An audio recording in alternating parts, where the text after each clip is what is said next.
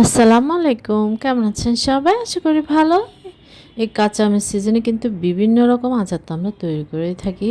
খেতেও কিন্তু বেশ অসাধারণ লাগে। তাই আপনারা এই কাঁচা আম দিয়ে কিন্তু এই আচারটা অবশ্যই তৈরি করবেন। সেটা হচ্ছে কাঁচা আমের মশলাদার মজাদার গোল্লা আচার।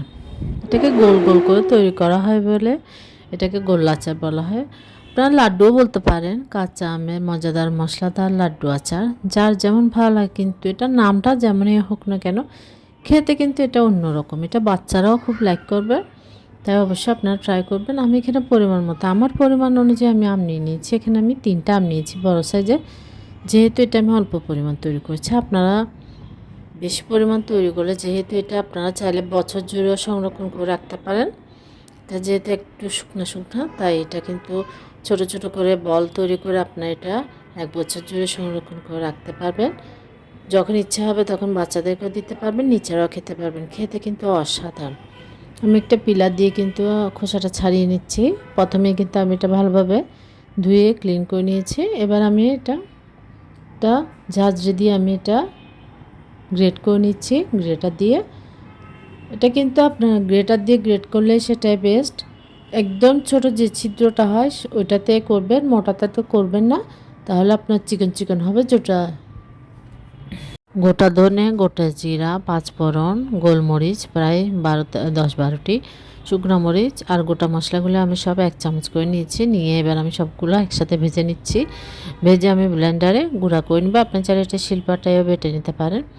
আর এই আচারটা কিন্তু একটা সবচেয়ে বেস্ট পার্ট হচ্ছে, সেটা হচ্ছে এটা তেল ছাড়া তৈরি করা হয় এবং রোদে দেওয়ারও কোনো ঝামেলা নেই। আমি আমটা নিয়ে নিলাম, গুড় নিয়ে নিলাম, পরিমাণ মতো চিনি দিয়ে দিচ্ছি। আমি চিনি এবং গুড় দুইটাই একসাথে ইউজ করছি। আপনারা চাইলে শুধুমাত্র গুড়টা দিয়ে ইউজ করতে পারেন, কারণ আপনি গুড়টা দিয়ে তৈরি করলে এটা স্বাদটাও বেশি হয়, কালারটাও কিন্তু খুব সুন্দর আসবে। কিন্তু আমি দুইটাই দিয়ে ইউজ করছি।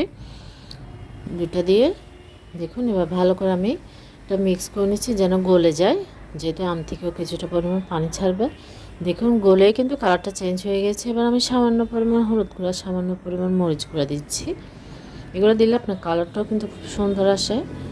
সামান্য পরিমাণ লবণ দিচ্ছি পরিমাণ মতো, দিয়ে আমি আমের সাথে ভালোভাবে মিক্স করে নিচ্ছি।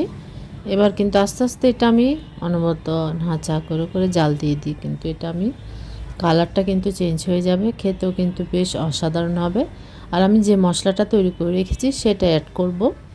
দেখুন, আর এটা একটু আস্তে আস্তে রাখবেন, একদম মিহি করবেন না। দিয়ে দিলাম, এখানে 1.5 চা চামচ মতো হবে।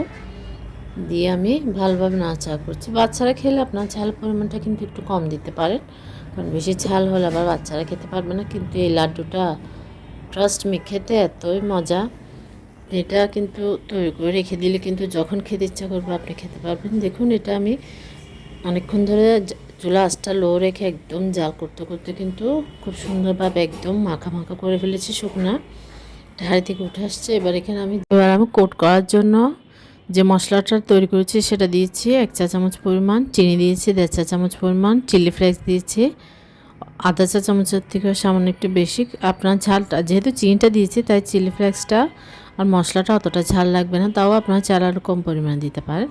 এবার আমি সেই লাড্ডুটা গোল গোল লাড্ডুটা করে নিচ্ছি। দেখুন গোলাটা, এটা মশলাদার বলার কারণ হচ্ছে এখানে মশলাটাও দেওয়া হয়েছে উপরে, আবার কোট করার সময় যে মশলাটা ইউজ করা হচ্ছে, যার জন্য কিন্তু এটাকে মশলাদার গোল্লা বা লাড্ডু বলা হয়ে থাকে। এবার আমি সেই মশলাতে কিন্তু কোট করে নিচ্ছি খুব সুন্দরভাবে, ভালোভাবে গড়িয়ে গড়িয়ে।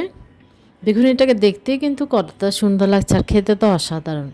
তাই অবশ্যই আপনারা এইভাবে করে সবগুলো কোট করে নেবেন, আর অবশ্যই আচারটা তৈরি করবেন এই কাঁচা আমের সিজনে। এখন কিন্তু সামনে কিন্তু আর কিছুদিন পর কিন্তু কাঁচা আমটা অ্যাভেলেবেল থাকবে না, তাই এই সময় আপনারা অবশ্যই কাঁচা আম দিয়ে রেসিপিটা করবেন।